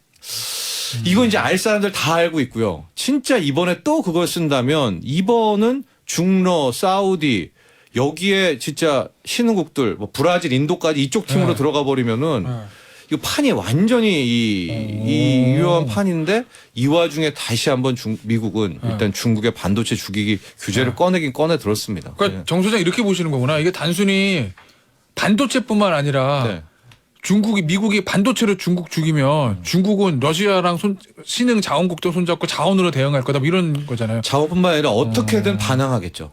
네, 반항할 정도의 사이즈도 됐고 중국이 그렇기 때문에 훨씬 더 정교해야 된다는 생각이 있고요. 우리나라는 그럼 삼성전자나 하이닉스는 어떻게 해요? 당장 기자들이 취재했는데 삼성전자하고 SK 하이닉스는 어쨌든 우회적으로 좀 예외를 받았대요. 그러니까 미국이란 나라 여러분들 살아보시면 알겠지만은 막 규제가 엄청 세요. 막 법대로 하는 것 같아요. 근데 너는 예외야. 이런 것들 있잖아요. 하버드 대학 할아버지가 하버드 대학이면 돈 내면은 손자는 하버드 대학 가. 뭐 공정 이러다가 또 그런 거 하나는 있어요. 그렇게 해서 좋은 학교 들어서 대통령 된 사람도 있어. 네, 그렇게 있잖아요. 그래서 지금은 삼성전자와 SK 하이닉스는 뭐 예외적으로 반도체 장비 계속 업그레이드하고 쓸 수 있도록 허가를 뭐 준 허가를 듣겠다라고 하는데 그게 중요한 게 아니죠. 결국 우리도 반도체 만드는 거 누가 사줘야 되는데 중국이 이제 시장에 없다기보다는 어떤 태클을 가할지 모르는 거고요. 당장 중국에서는 미국이 이성을 잃었다. 지금 이렇게 논평을 하고 있어요. 제가 얼마 전에 어떤 기사 봤더니 뭐 일부 전문가 예측 그러면서 삼성전자한테 오히려 좋을 수 있다. 왜? 그랬더니 결국 TSMC가 대만이고 중국과는 관계가 있을 수밖에 없잖아요. 그래서 미국이 TSMC를 배제하고 삼성 키워줄 거다. 그래서 삼성의 장기적으로 좋을 수 있다. 뭐 이런 예측도 있던데 맞아요? 저는 그걸 잘 안 믿죠. 왜냐면 벌써 지금 마이크론이 우리가 최고 잘하는 게 메모리 반도체잖아요. 우리 기술 턱밑까지 또 왔어요. 그러니까 그래요? 미국이 하려는 행동은 결국 뭐 자기죠. 메이드 인 USA. 메이드 인 USA를 어떻게든 밀어가려고 하는 거겠죠. 근데 태양광 같은 거는 조금 있어요. 태양광 같은 거는 중국을 밟아주면 실은 태양광 산업 같은 것들은 좀 전 세계 골고루 클 수가 있거든요. 그런 것들 정도지 뭐 그런 것 때문에 뭐 삼성전자가 오히려 중국이 주춤하는 사이 치고 나간다. 중국이 주춤하는 사이 마이크론이 치고 나가겠죠. 오히려 미국에. 우리한테 안 좋다는 저는 뭐 중립이하 재료라고 봅니다. 알겠습니다. 앞서 잠시 얘기하셨는데 그 얘기 짧게 좀 짚어볼게요. 오펙 감산. 오펙 플러스구나. 요거 감산. 미국의 통제가 안 먹히는 거죠, 그럼? 안 먹힙니다. 그럼 기름값 더 오르겠네요? 더 오르죠. 영화 클리셰 중에 요즘 이제는 너무 많이 나오는 거예요. 이제 전쟁이다. 뭐 싸울 때마다 그 수작이 말하잖아요. 이제 전쟁이다. 그런 거 있잖아요. 이제 전쟁이고요. 또 하나는 이제 오징어 게임에서 나왔던 말. 이러다가는 다 죽어. 다 죽는 판이 됐습니다. 그럼 무슨 얘기냐? 달러는 지금 킹 달러죠. 달러 강세. 원래 달러 강세면 원자재는 다 폭락해야 돼요. 이게 패턴인데 원자재, 유가가 다시 우린 원자재 안 주고 한번 해봐라 해서 지금 달러는 달러대로 강해지고요. 원자재, 특히 원유가 배럴당 92달러, 100달러 향해 가죠. 원래 둘 중에 하나가 뜨면 하나가 죽잖아요. 죽어야 되죠. 그러니까 이번에는 전면전이고 전면전의 끝은 한 명이 꺾여야 됩니다. 그게 중러가 완전히 무너지든 그래서 유가가 다시 막 50달러, 30달러 떨어지든 이번 킹달러가 이쯤에서 야 내가 좀 할게 꼬리를 내리든인데 현재로서는 지금 킹달러가 한 90점, 85점인데 15점이거든요. 그러나 이쪽 팀도 지금 중러, 사우디, 브라질, 인도 이 팀도 5년 전은 아니기 때문에 이 사이에 우리, 한국, 일본 이런 나라들이 피해보는 거죠. 자, 오늘 요 경제 얘기 여기서 마무리하고 마지막 정치 이슈 좀 볼게요. 이준석 전 대표가 지난주 그 목요일이군요. 소송에서 졌잖아요. 그리고 나서 첫 번째 메시지를 냈는데 이거 뭐예요? 무슨 말이에요? 이거 물령방동 정중여산? 한자성어 썼네. 이준석 전 대표가 고사성어를 쓰는 걸 좋아하잖아요. 이순신 장군께서 옥포해전을 앞두고 휘 군사들에게 전한 말이라고 해요. 경거망동하지 말고 신중하게 행동하라라는 뜻인데 핵심 포인트는 크게 세 가지라고 읽혀요. 그러니까 일각에서 거론되는 신당 창당론의 선을 그었다. 이준석 전 대표가 이미 그 창당 경험이 실패한 적이 있잖아요. 바미당에 바른미래당 트라우마가 있죠. 그래서 당시 어려운 상황을 겪어봤기 때문에 신당 창당보다는 당내에서 활로를 모색할 것이다라는 게 이제 첫 번째 관측이고요. 두 번째는 탈당 금지를 말했어요. 그럼 이게 뭘 뜻하는 거냐라고 본인에 하면 따르는 당원들한테 얘기하는 건가요? 예, 그렇죠. 다음 전당대회에서 영향력을 행사할 것이다, 발휘할 것이다라는 건데. 국민의힘 당원 중에서 지금 이 전 대표에게 우호적인 당원이 적지 않잖아요. 특히 특정 세대. 이준석 하면 뭐죠? 이대남이잖아요. 그러니까 이 전 대표가 영향력을 발휘할 수 있어서 여기서 두 가지 시나리오가 가동되는데 차기 전대에서 이 전 대표가 유승민 전 의원과 연대해서 비윤 세력 결집에 나선다라는 시나리오가 있고요. 이 과정에서 이 전 대표 영향력이 재확인되면 전략공천 등 행태로 이제 차기 총선에 출마의 길이 열릴 수도 있잖아요. 이렇게 활로를 모색하는 방법이 있고 또 거꾸로는 이제 매운맛, 강한맛 이준석인데 이 전 대표가 차기 전대에서 특정인이나 특정 세력의 낙선 운동을 한다. 그러니까 당내에서 지금 취재를 해보면 이 전 대표가 당선은 못 되더라도 혹은 누구를 밀어서 되게는 못하더라도 특정인의 낙선을 끌어낼 만한 영향력을 갖췄다라는 분위기도 상당하거든요. 그래서 지금 저기 전당대 후보군들이 이준석 전 대표 다 사이가 안 좋은 사람이라서 누구를 낙선 운동을 할지 내가 그게 궁금해. 누가 하나 사이 좋은 사람이 없어서 지금. 저희가 또 알아보면 되고 또 이 전 대표가 여기서 또 신중하게 행동하라라고 얘기한 거잖아요. 기다리면 기회가 온다는 뜻이에요. 지금 대통령이랑 국민의힘 지지율 모두 좋지 않잖아요. 또 쉽게 반등도 어려울 것 같은데 만약에 윤석열 대통령 지지율이 지금 내년에도 지금처럼 지지부진하면 탈당 요구에 직면할 수 있잖아요. 총선 앞두고. 그렇죠. 이게 포인트죠. 그렇게 되면 반대급부로 혹은 대안으로 이 전 대표한테 기회 혹은 반전이나 반등의 시간이 올 수 있거든요. 그러니까 야 탈당하지 마. 지금은 기다려. 그러면서 이제 이준석 대표가 지금 전 대표가 책 출간 한다고 하잖아요. 그리고 지지자들을 위한 온오프라인 플랫폼 구성한다고 하잖아요. 그 홍준표 전 그 대구시장처럼 이런 식으로 당 내에서 활로를 모색할 것이다. 라는 게 대체적인 관측인 거죠. 알겠습니다. 뭐 정치는 생물이라고 하니까 뭐 어떻게 되는지 한치 앞을 모르는 게 한국 정치 아니겠어요? 좀 지켜보시죠. 오늘 뉴스 싹쓸이 시간은 여기서 마무리하도록 할게요. 지금까지 김반장, 정소장, 박 기자였습니다. 감사합니다. 감사합니다.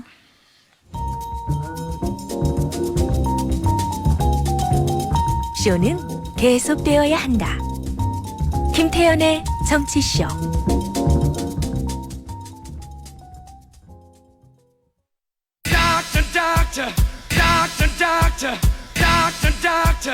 Give me the news. I got a bad case of loving you. No pills gonna cure my ill. I got 김태현의 정치쇼 월요일 4부 낭만 닥터 조사부 시간입니다. SBS의 의학 전문 기자이신 조동정 기자 나오셨어요. 안녕하세요. 네, 안녕하십니까. 자, 오늘은 코로나랑 비스무리한데 코로나가 아닌 요 독감 얘기 좀 해보겠습니다.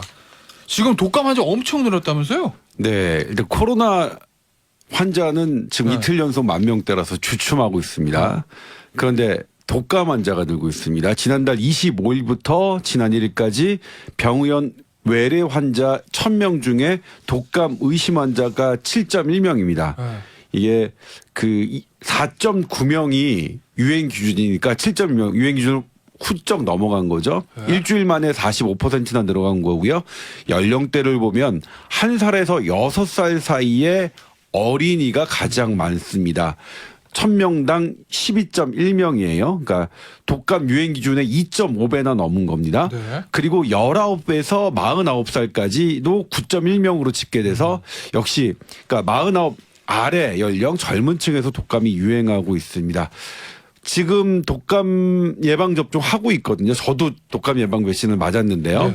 일단 만 75세 이상은 오는 12일부터 내일 모레죠. 무료 접종 대상입니다. 그러니까 독감 예방 주사 맞으시고요. 또 내일부터는 개량형 이가 백신이 접종되는 날이죠.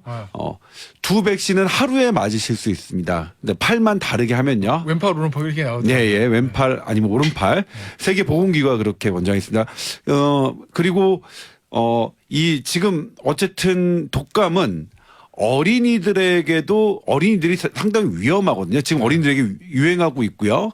그리고 소아과 선생님들 항상 그런 말씀하셨어요. 코로나가 애들한테 독감보다는 덜한 것 같다 이 얘기 하셨었거든요. 그러니까 증상이 독감은 6살 이하 어린이한테는 코로나보다 더 심한 더 피해를 주었던 거니까 고열 막 시달리고 막 이러니까. 네, 그렇습니다. 자칫 폐렴이나 뭐 폐혈증으로 빠질 수 있으니까 어린이 그 학부모님들 더더 관심 가지셨으면 좋겠습니다. 독감에도요. 그 독감 백신 언제까지 맞아야 돼요? 독감도 비슷합니다. 2주에서 3주 정도의 그 면역력이 활성화되는데 그 정도 걸리는데 보통 10월 말에서 11월 초가 독감이 유행 시기에 접어든다고 생각했는데 이번엔 좀 더 빨리 왔습니다. 그러니까 올해는 좀 더 서둘러 주시는 게 좋을 것 같습니다. 알겠습니다. 저도 이번 주에 맞아야 되겠어요. 저도 매년 독감 예방 주사를 매년 맞거든요. 매년 독감 걸리면 저 걸리면 일주일 방송 쉬어야 돼요. 네. 예, 그럼 우리 남 PD 뭐 이게 안 돼 지금. 예, 시작한 지 얼마 됐다고 독감 걸려. 주사를 좀 빨리 맞아야 되겠다는 생각이 들어요. 예. 스토킹 얘기 좀 해볼 건데, 이거 왜 저 낭만닥터 조사부 시간에 무슨 법조 시간도 아니고 스토킹 범죄 얘기를 하냐라고 좀 궁금하실 수도 있는데, 이 스토커에 대해서 의학적, 과학적인 접근이 필요하다. 뭔가 네. 유전자가 다르다는 거예요? 뇌구조가 다르다는 거예요? 사실 우리 그런 건가요? 마약 범죄자도 의학적 근거 기반 하에 어떤 조치가 이루어집니다. 스토킹 범죄를 저지르는 스토커도 외국에서는 과학적 근거 하에 법을 만들고 제도를 만드는데 결론적으로 말씀드리자면 우리는 한참 멀었습니다. 그래서 그 얘기를 말씀드릴 건데요. 네. 일단 먼저 마약 중독자 얘기해 보겠습니다. 일반인과 마약 중독자는 뇌가 다릅니다.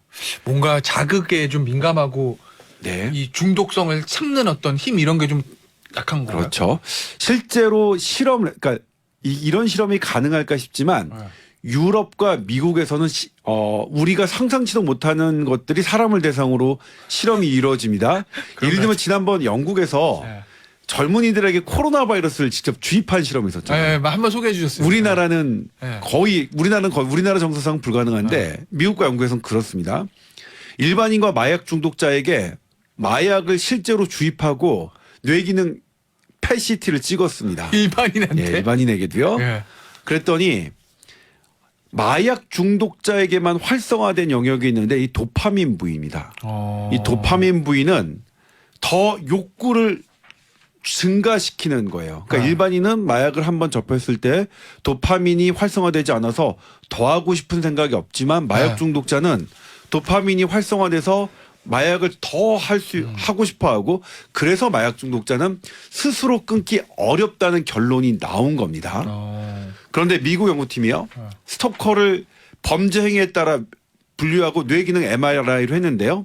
일반인과 비교해 봤더니 도파민 영역이 활성화되어 있습니다. 마약 중독자처럼요.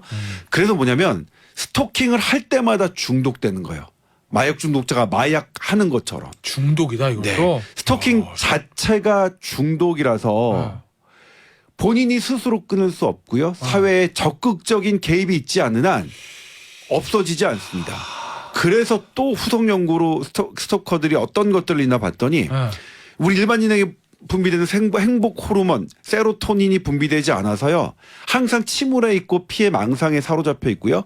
자율신경계 균형 빼져 있어서 충동적이고 거기다가 옥시토신이라고 그러니까 자궁 수축 호르몬 엄마의 모성 호르몬이라고 하는데 이거 지나치게 많아지면 집착 폭력성 증가거든요. 스토커들에게 이게 증가되어 있습니다. 그래서 한두 번 시작한 스토킹에 중독되고요. 그러면서 뇌는 점점 파괴되고 그리고 여기서 중요한 게 피해자가 고통스러운 걸 즐기는 거예요. 마약처럼. 대단히 나쁘게 되는 거죠. 결국 잔인한 범죄로 이어지는데요. 미국 조사에서는요. 헤어진 연인이나 부인을 살해한 사건의 85%에서 스토킹이 선행된 것으로 나타났습니다. 스토킹은 과도한 짝사랑이나 사랑이 아니라 살인 사건의 신호라는 거 우리가 꼭 알아야 될 것 같습니다. 중독성이 있다. 아니 그래서 왜 스토킹 범죄하는 사람들 보면 왜 저렇게 싫다는데 쫓아다니나 일반 입장에서 이해가 안 간다 뭐 이런 얘기들 하는데 이게 일종의 호르몬 뭐라고 그래야 돼? 중독성. 네. 그런 게 있는 거구나. 그러니까 지금 우리가 신학년 사건을 돌아보더라도 이미 2019년서부터 3년 넘게 스토킹에 중독돼 있던 행위 그리고 범죄로까지 이어진 것을 스스로 알아서 잘하겠지라고 방치한 것은 우리 사회가 사실은 뭐 스토킹에 전혀 대처하지 못한 상태에서 일어난 인재라고 할 수 있겠죠. 신학년 사건은. 예. 그러면요 이런 거를 스토킹을 그 엄청난 큰 범죄로 악화되는 거 이걸 막으려면 어떻게 해야 돼요? 네, 일단 스토킹을 잘 구분할 줄 알아야 되는데요. 스토커들은요. 일거수일투족을 감시하고요. 연인을 믿지 못하면서요. 소리 지르거나 폭력을 하는 경우가 많고요. 그리고 스토커들은 조기에 사랑에 빠지는 경우가 되게 많습니다. 그런데 제일 중요한 게 원하지 않은 접근이 일주일에 두 번 이상 2주를 넘기면요. 이건 중독성이 있고 바로 스토커로 쳐야 됩니다. 이러면 대부분 6개월 이상 가고요. 스토킹의 중독성 평균 2년이고 길게는 10년 갑니다. 일주일에 2번 이상? 네. 우리나라 실태조사 안 돼 있지만요. 여섯 명 중 1명이 겪고 있는 일입니다. 미국과 영국에서는요. 그럼 요거를 범죄로 악화되는 거 막으려면은? 일단 피해자와 가해자를 분리해야 됩니다. 왜냐하면 스토커들의 특징, 피해자가 고통스러운 걸 본인이 알아야만 계속 중독에 빠지는 거죠.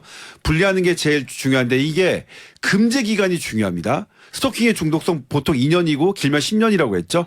그래서 영국은 기본으로 2년을 접근 금지시키고요. 길면 10년까지 연장하고요. 이거 어기면 5년에서 10년 징역 처합니다. 그런데 우리는 현재 6개월 이하 접근 금지고 징역도 3년 이하입니다. 지금 스토킹에 대해서 우리나라는 스토커의 뇌에 쓰여 있는 그런 신호들, 의학적 신호들을 이해하지 못한 채 정책이 지금 펼쳐지고 있는데 빠르게 마약 중독자처럼 스토커에 대한 대처도 적절하게 교정돼야 될 걸로 보입니다. 알겠습니다. 야, 스토킹도 중독이다라는 말씀을 해주셨는데 그 얘기 듣고 나니까 저 사람들이 저래서 저러는구나 라는 좀 생각을 좀 하게 되네요. 자, 공복조님. 오늘 독감 예방 접종하러 가려고 계획했는데 대체 공휴일이에요. 덕분에 편안한 마음으로 테디 방송 잘 듣고 있어요. 공정과 상식 있는 사회가 됐으면 좋겠습니다 하셨고요. 공복종님께 커피 쿠폰 보내드리면서 오늘 낭만닥터 조사부 시간은 여기서 마무리하도록 하겠습니다. 지금까지 SBS의 의학 전문 기자이신 조동찬 기자였어요. 감사합니다. 네, 고맙습니다. 오늘 김태현의 정치쇼는 여기까지입니다. 저 물러갔다가 내일 다시 돌아올게요. 감사합니다.